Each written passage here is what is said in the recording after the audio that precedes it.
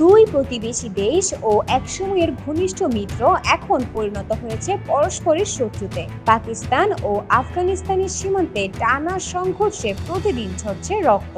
কিন্তু এই বৈরিতা হঠাৎ তৈরি হয়নি। এর শিকড় লুকিয়ে আছে প্রায় 130 বছর আগের একটি চুক্তিটির নাম ডুরান্ড চুক্তিতে।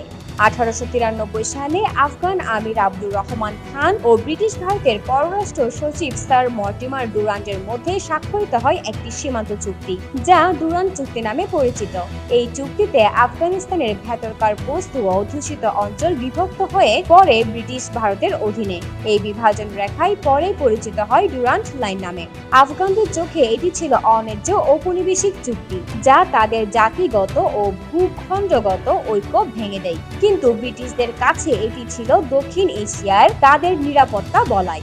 1947 সালে ব্রিটিশ ভারত বিভক্ত হয়ে পাকিস্তান সৃষ্টি হলে নতুন রাষ্ট্রটি ডুরান্ট লাইনকে তার বৈধ সীমান্ত হিসেবে স্বীকৃতি দেয়। কিন্তু আফগানিস্তান তা প্রত্যাখ্যান করে। এমনকি পাকিস্তানের জাতিসংঘ সদস্য পদেও আফগানিস্তানই ছিল একমাত্র দেশ যে না ভোট দিয়েছিল।